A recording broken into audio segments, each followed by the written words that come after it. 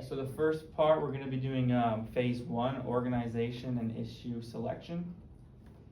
And for where we are right now as a brand with Nike, we were founded in 1964 in Beaverton, Oregon. We started off, we're doing track shoes right now, and we are looking into the basketball shoes. We have 76,000 employees based in USA, China, India, Germany, France, and Canada. We have over 1,000 stores. We do footwear and apparel. Our competition is Adidas and Puma. And yeah, we're heavily based in the US market. Some of the key functional areas that we encountered, the challenges, for example, Nike is faced with tough decisions on how to market the shoe, the design, to gain credibility, and we are a smaller company when it is compared to Converse and Adidas. Some of the key functional areas we should hit is marketing. Nike needs a strong marketing strategy to make a partnership with Michael Jordan successful. The design, we got Peter C. Moore, Nike's director, who's tasked with designing the first Air Jordan. Retail strategy, Nike tested the shoes in select markets including New York, LA, Chicago, Philly, Detroit, and Durham. In the Air Jordan 1, it was designed as white, red, and black, named the Chicago colorway, and it was first worn by Michael in 1984. The decisions that we need to make are whether we should sign Michael Jordan or not. If entering the sneaker market with the high contest that we have with Adidas and Converse in the basketball segment, and how much we can actually offer Jordan. And will the designs of the shoes stick out enough to bring us recognition? The key decision-making factors that we need to evaluate to ensure the agreement is executed most efficiently and beneficial way for both parties involved would be to look at the money involved in the deal, which league and athlete we want to endorse, different clauses within the deal, and the length of the contract. The first key factor would be the money involved with the deal, which is an important factor for the company to make sure that Nike can afford this and make sure they're not overspending, but also to make sure that it is enough money for Jordan to still want to accept it. The next would be which league to endorse, which would be the NBA due to the rising popularity of the sport and the increasing opportunity to create lifetime consumer value with the league's new fans. The different clauses within the deal, which would be an important factor. In order to save money, we can enter more clauses which make the deal more appealing to Jordan. Some of those, in order to save money in the deal and to ensure Jordan is well motivated to positively represent the company, Nike needs to address the factor of incentives and different clauses.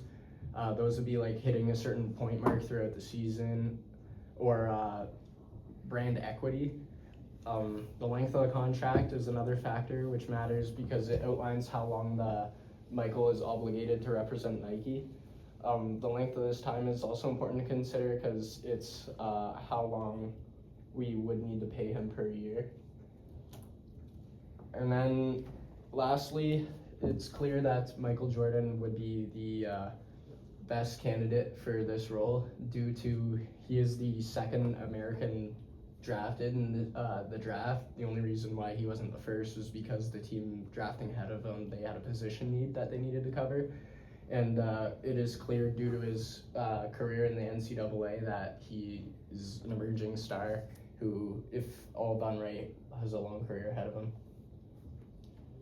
Okay, so now we're going to look at the possible outcomes that could happen and could come with signing Jordan. We're going to start off with the worst possible outcome. In basketball, it's always a chance that the player gets hurt.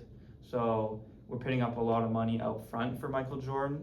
And if we end up doing that and he gets hurt, that could be a huge loss for our company. Another thing is sometimes these players, they get a lot of money at a young age and they may make some dumb decisions, which could affect our overall brand image.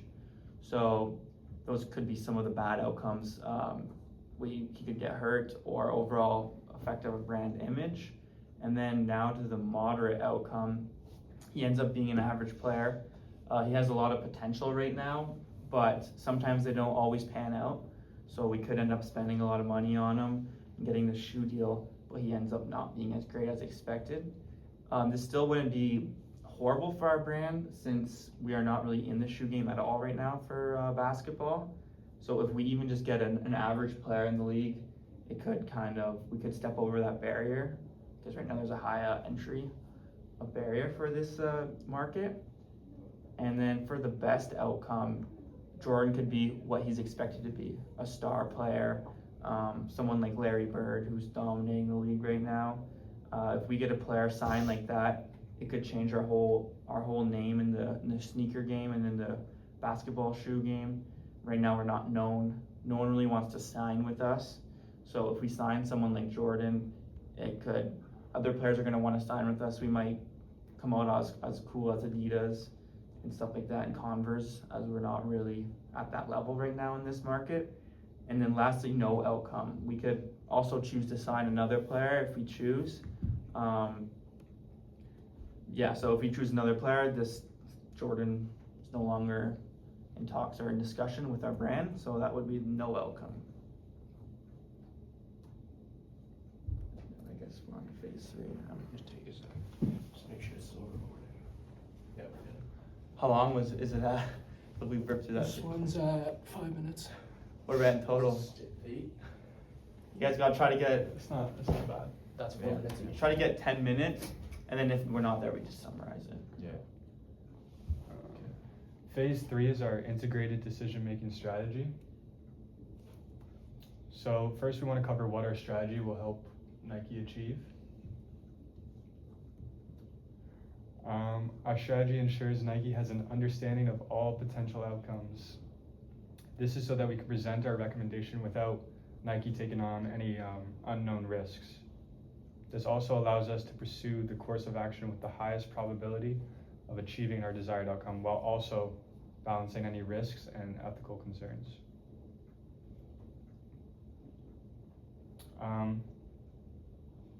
Since we're aware that Nike wants to penetrate the basketball sneaker market, we can assume that they have a risk-taking attitude. And we want our strategy to reflect the direction of the company. We concluded that Nike leaned more towards an attitude of risk as they were already profitable running shoe company, but chose to expand and take the risk, even though they had the knowledge of their high barrier of entry and low market share available. Our recommendation is that since Nike's intention is clear, we want them to sign Michael Jordan. The desired payoff from our recommendation is that Jordan becomes an all-star caliber player, stays healthy, performs for years to come, and fulfills all 4 clauses in his contract. Okay. Justifications based on our analysis for marketing. Jordan is not a household name yet, but he's very popular with his game-winning shot in the 1982 NCAA championship.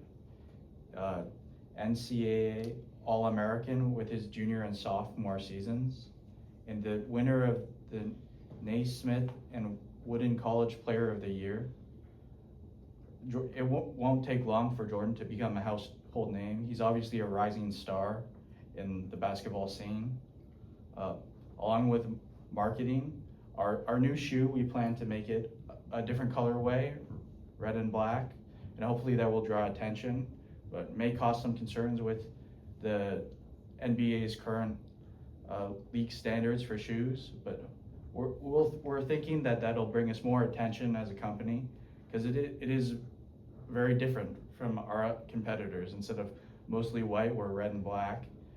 Hopefully we get some news coverage from that, and we'll be willing to pay the fine for Jordan for the shoes. And for financial, this is a historic deal. We're is the most money for any player with 2.5 million USD, which is all of our budget. But from what we've seen from Jordan, we hope that there's potential for like major growth. Even if he is the 3rd draft pick, we're guessing that he's going to go on to do much greater things and hopefully bring more recognition to our shoes and Nike's brand image being that a champion wears our shoes. So justifications for operational analysis. Nike, we're gonna fully support Jordan, obviously, since we're putting all our money on him, all our eggs in one basket. With his rising popularity and the new technology in our shoe, we're hoping that brings more recognition. The pricing will be around $65 a pair, which is expensive, but with our air cushioning, our premium materials, our colors as well, and the superstar power of Michael Jordan, we're hoping that this is enough to push us over the edge and make us a lot of profit. Our next justification is the sales analysis. So Nike's intention is to target the young basketball fan demographic, which they believe has untapped potential, even though Converse and Adidas take up most of the market currently. No one better fulfills the demand to reach this demographic than Jordan. He's a young rising star who has made it clear he can show up in big moments like his game-winning shot in the '82 championship, and with potential to be an icon. He is a hard opportunity to pass up on when attempting to reach the young basketball fan demographic. The reality of the situation is that someone is going to sign Jordan, so it should be us because that target market will follow. The Air Jordan 1 has great sales success from prediction of $3 million USD in 3 years. And our next justification and final is the HR analysis. So the potential gain in profits could massively improve Nike's internal management, allowing resources to be freed up and more risk to be taken in the future. This also allowed Nike to be a new type of company, inspired a new type of attitude or mission within the company. So this risk that they took signing Jordan allowed them to take more risk in the future and continue this type of pursuit.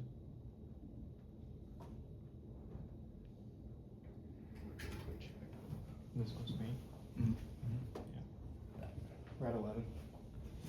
Okay, so really take Probably, your time. Yeah, like Okay, yeah. 10 total maybe. Because like shit I gotta cut. Yeah. Oh, 11 minutes on that video Yeah. alone and Yeah. plus our other one? Yeah. Okay. That's what I'm saying. So we'd probably be at around 10.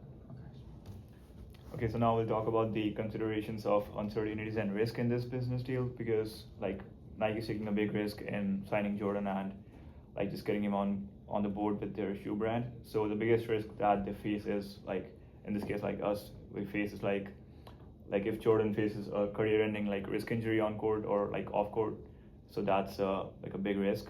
And then it's also like if he gets involved in some sort of off-court scandals or like anything that could like give Nike a bad reputation hit, that's also really bad for the brand. And like the risk would be like a moderate level risk would be if Jordan like does not end up becoming like an all-star player but just like stays in that mediocre range. So it would bring brand awareness but like not the huge success that we're hoping for. So like now we move to the SWOT analysis. First, the strengths. So Nike has like already a strong reputation in running and track, like athletics. So like they have like competitive advantage from other brands in that area. And like they also have like really innovative technology for their production of shoes and like all the structure that they have. And they are like capable of launching a whole new sub brand, which became Air Jordan. For the weaknesses, Nike lack presence in the basketball game, in the basketball market. So it's like a really big disadvantage for them because there is already big competition like Converse and Adidas already existing over there. And then there's a high financial risk if Jordan underperforms or like ends up like with an injury or anything like that. And for the opportunity, like Nike has this great chance of breaking into the basketball market because there's just two like brands over there, so it's kind of like a monopoly over there right now. But if Nike can successfully break through the market with the help of Jordan, then like they can be like the biggest name in the basketball game and like probably in the sneaker industry as well in the coming future. and they can take advantage of Jordan's rising stardom and like play their game on that, because Jordan's like already a rising college star name, and like this can help them create a long-term legacy brand. And for the threats, it's the same as the weaknesses. Probably it's like Jordan has like, if he's like posed to a lot of injury because he's involved in that kind of a game, and also if it's like off court, anything like that, it could be a big threat to Nike. And next thing, if it's like Jordan fails to meet the performance clauses of the contract, or he doesn't perform as well like as Nike's expecting him to be. And the biggest threat would be if Converse and Adidas can like counter bigger deals, because they are already existing in the market with a lot of like hold of the market, so they can easily offer other big stars in Jordan much better deals, or like even Jordan much better deals than Nike, which could be like a game changer, and like it would leave no room for Nike to break in this market.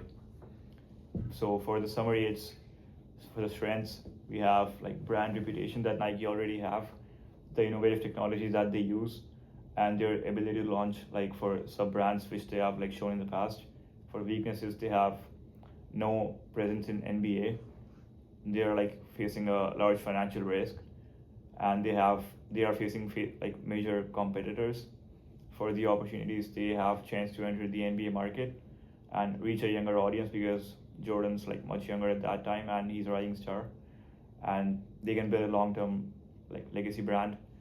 For threats, Michael Jordan faces injury threats, or like he's prone to that thing, or if he underperforms, or there's a strong competition from Converse and Adidas.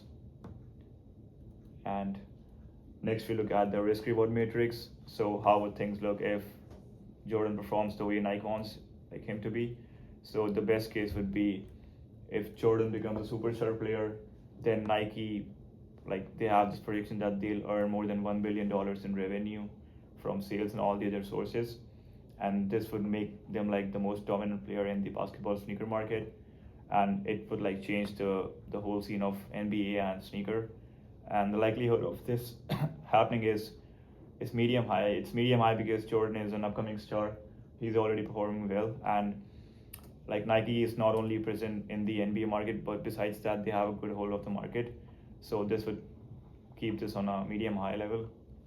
For the moderate case in which Jordan performs like decently, not like extraordinarily, in that case Nike would see steady profits and gain visibility from the NBA market, but this would not like take them to the next level which they're hoping to be. Then the worst case would be if Jordan suffers an injury or scandal, like he's getting involved in that, then Nike would probably lose all their money that they're putting in, and they would also like gain a big reputation hit, which could further damage their whole brand image and legacy. And the likelihood of this is pretty low, because the time this deal was like offered, Jordan was like, it was not seeming that like he's gonna end up anything like that. So it's pretty low that's gonna happen, the likelihood. And then no cases like if Nike doesn't sign Jordan, so there's no growth, no new market entry.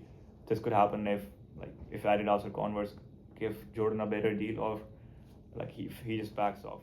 All right, so I'm thinking based off what we just discussed, I think the possible, like the potential of Jordan is huge. We're a risky company. We want to take that risk. And I think like based off some of the stuff we talked about in the functional area analysis, like the possible outcomes, the best possible outcome, if we get that is going to make our brand a whole different level. So I think it's definitely worth the risk. For sure. I like the different factors that we have come to an agreement on for this deal, like the length of the deal, the money involved, the different clauses. I think it's a very beneficial deal for both Jordan and Nike as a business. Yeah, I think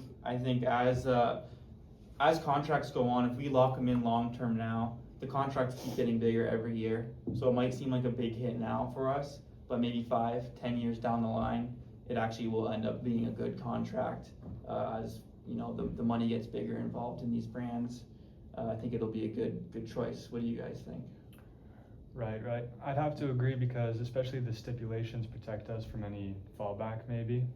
And the length of the contract is important, because If it's too short, it'll be too expensive to get him back after, if he succeeds like we hope. Mhm. And now just to touch on phase 3, this is a risky decision, but we're aware that Nike wants to take that risk, and that's the only way you'll get a deal like this, is taking on some amount of risk. For sure. And our recommendation reflects that. We want to sign Jordan, and we're willing to take the risk. It seems like our only way to really penetrate this market right now is a young star like this, and who knows, the next time we'll have an opportunity to sign someone like this. So Yeah. Absolutely. I agree. I think signing with Jordan, like, it'll give us an opportunity to grow with him and not just stagnate in the market, and hopefully capture more of the NBA sector and basketball sector in general. Yeah, I agree. Just for like this deal is a bit risky because of the big finances involved, but it's gonna be like in the end it's gonna be worth it because the likelihood of Jordan performing well is like pretty high based on his like previous career performance, and yeah, so and like it's much less likely that it's gonna end up in a bad way, so it's worth taking the risk for Nike in this deal. Yeah, for sure. So we're gonna go through with this deal.